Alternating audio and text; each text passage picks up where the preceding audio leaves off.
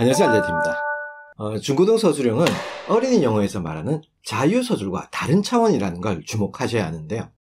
그러니까 그림을 주고 묘사하라든지 어릴 때 가장 소중했던 물건을 자유롭게 서술해라, 이런 식이 아니라 교과서나 시험 범인의 지문 중 특정 문장을 그대로 영어로 옮겨 적는 거죠.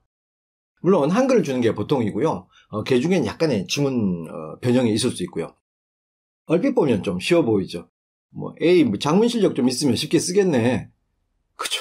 그럴듯하긴 한데요.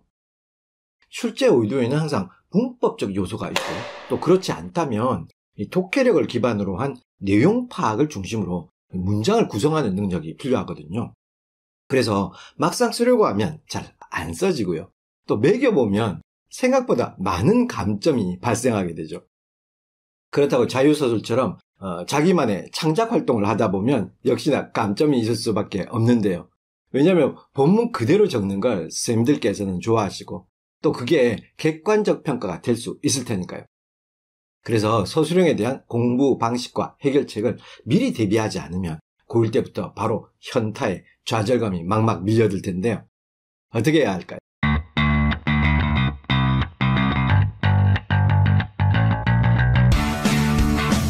수능 등급 때문에 지나치게 독해 위주의 공부만 한다든지 또 내신 점수 때문에 지나치게 문법 위주의 공부를 한다면 이렇게 열심히 배운 걸 글로 직접 서술해야 하는 서술형에서 낭패를 볼 수 있거든요. 그래서 늦어도 중3부터는 서술형 교재로 서술형에 대한 감과 자신감을 확보하는 게 좋다고 생각을 합니다. 보통 고등 서술형 교재를 고등학교 때 보는 걸 추천하고 있지만 타이밍상 공부보다 평가가 먼저 돼버리니까 약간 늦는 맛도 없지 않겠죠. 그래서 저는 이 영상에서 매3형 또는 화이트라벨 핵심 패턴북으로 서술형 문제의 큰 그림을 그려보라고 말씀을 드렸는데요. 일단 서술형 문제집을 풀다 보면 학생들이 좀 답답해하는 이유가 판매량에서도 증명되듯이 학습 교재로 어디에서든 잘 활용하지 않고 있고요. 또 그러다 보니 관심도 없고 또 방법도 모르는 경우가 허다하죠. 하지만 알고 보면 공부 방법이 아주 간단한데요. 그 문법 공부를 쓰기 연습으로 연장시키면 되는 거고요. 또 독해 연습을 할 때 어려운 문장이 있고 이 문장이 한글로 되어 있다고 생각하고 이를 영어로 바꾸는 연습을 하는 거라고 생각하면 되는데요. 무슨 말이냐면 이 두 책으로 설명을 드리면은요. 올슨랭크 77의 경우는 이렇게 문법 설명이 먼저고요. 테스트 1에서 문법 문제를 풀고 테스트 2나 3에서 어순배열 영작을 하거나 조건 영작을 하도록 되어 있죠. 그러니까 문법 공부를 한 다음에 약간만 더 써보는, 그러니까 서술해보면 되는 거죠. 그래서 색다른 문법책이다 이렇게 생각하고 올슨랭크 77로 어법형 서술형 연습을 하는 것도 좋겠죠. 근데 올슨과 같은 문법형 서술형 문제집에는 약간 문제가 좀 있는데요. 학교 내신으로 들어가면 교과서에 그렇다 쳐도 EBS 교재 변형이라든지 부교재의 경우 범위도 엄청난데 또 어떤 문장을 어떻게 내실지 알 수도 없고 게다가 그 문장이 어떤 문법 포인트로 출제되었는지 알 수가 없게 되죠. 그럴 바에 차라리 한글 해석을 보고 영작을 할 수 있는 기초 체력을 기르는 것이 진짜 서술형을 완성할 수 있는 방법이 될 수 있겠는데요. 그래서 오늘 추천드리는 책은 전에도 말씀드린 보라색 화이트라벨 문장 완성북인데요. 목차만 봐도 알 수 있듯이 주어, 동사, 목적어, 보어, 부사 등 한글의 문장 성분을 중심으로 영어 서술을 연습하도록 되어 있는 책이죠. 거의 모든 문제가 한글이 먼저 주어지고 이를 영작 연습하게끔 되어 있다는 점에서 아주 특징적인 책인데요. 이 책의 장점은 3단계로 영작 연습을 시키고 있다는 점인데요. 쉬운 영작부터 어려운 영작까지 수준을 3단계로 높여나가고 있죠. 가장 쉬운 단계는 청킹, 즉 3단어에서 5단어로 구성된, 그러니까 미리 설정된 어미군 덩어리를 이리저리 배열해보는 어순배열 영작이고요. 이 경우는 주어, 동사, 목적어 이거 기본 어순만 알아도 답이 금방 보이니까 제일 쉬운 단계죠.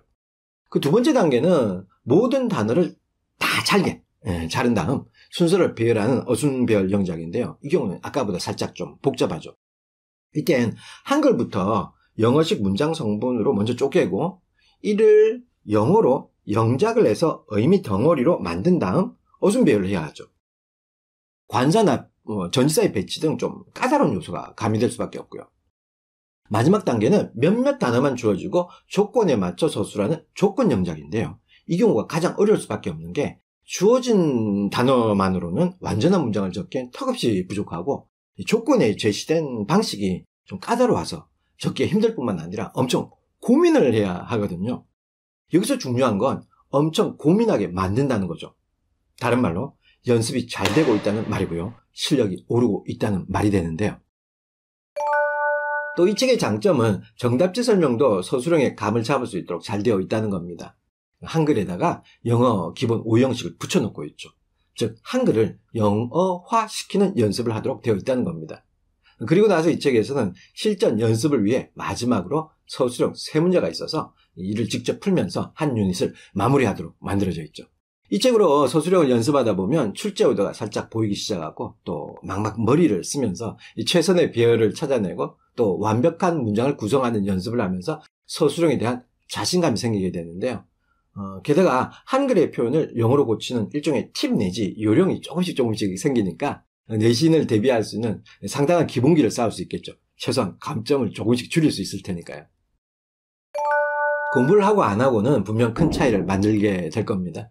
어떻게 보면 세상에는 새로운 건 없을지 모릅니다. 무에서 유가 나올 수 없듯이 오늘의 새로운 것은 과거에 있었던 변형과 조합일지 모르니까요. 서술형 학습을 전문적으로 접하지 않은 학생들에게 이 교재가 정말 새롭고 생소할 수 있을 겁니다. 하지만 공부하다 보면 기존에 공부해왔던 방식과 큰 차이가 없음을 깨닫게 될 겁니다.